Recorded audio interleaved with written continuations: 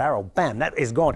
I want to talk about a major group of European airlines bring it around, because they are warning that the economic damage from coronavirus is set to get worse before it gets better. Yeah. The message from airlines for Europe comes as carriers including Scandinavian Airline System, SAS, British Airways, have cancelled more flights, hundreds of flights in fact.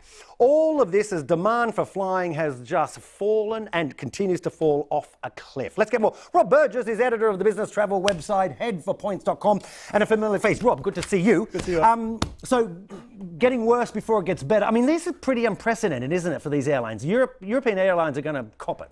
Very much so. I think a few weeks ago we thought we might lose services to China, perhaps most of Asia, but now we've got British Airways chopping flights to the States, all across Europe. It's difficult to know where this ends up, to be honest. And we're not just talking, people think, leisure. Okay, I'm not going to go on holidays at home, but it's not that, because we've got companies, big name companies all around the world who are actually not allowing any staff to travel. Isn't that right? Yeah, I mean, over the weekend, GlaxoSmithKline big drug manufacturer, one of British Airways' biggest corporate clients, banned all non-essential staff travel. We've seen Amazon and the like also putting out similar emits. So the airlines are copying it from both sides. Yeah, and you've also got you've got conferences being pulled. I'm meant to be in Berlin this week. I'm not there. I'm here because my conference was cancelled.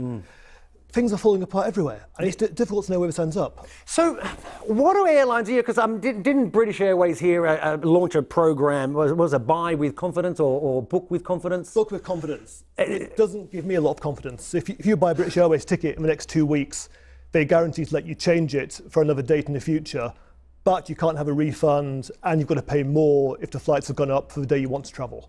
So if you're going for an event or something specific, it doesn't help much. But if you have to fly, if you're out around the world at the moment and you have to take a trip somewhere, you're going to want to buy with a guarantee, aren't you, that if you do have to cancel, you're going to get your money back? Yep, I think so.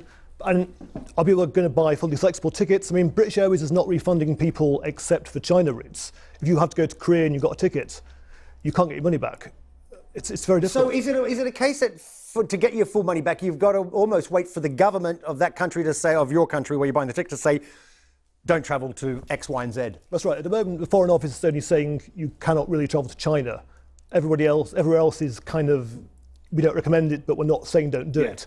And until that happens, the airlines aren't forced to refund you. Okay, I've got to wrap it up. Are we seeing similar movements by the airlines in the United States, for example, offering, Yeah, there's similar change waivers coming in. People are saying, look, if you buy, you can swap your dates later on. But it's not, without offering the chance of a full refund, I don't see it driving much. Okay. As I said, I've got to wrap it up. I've got so many questions for you because I'm an advocate. Could we see collapse of airlines in Europe, perhaps off the back of this? There's people like Norwegian who are already wobbling, even Flybe, I mean, they're just domestics really in the UK, but still they're in trouble and this is not helping. Okay, Rob Burgess, always a pleasure, my friend. Thanks so much for coming.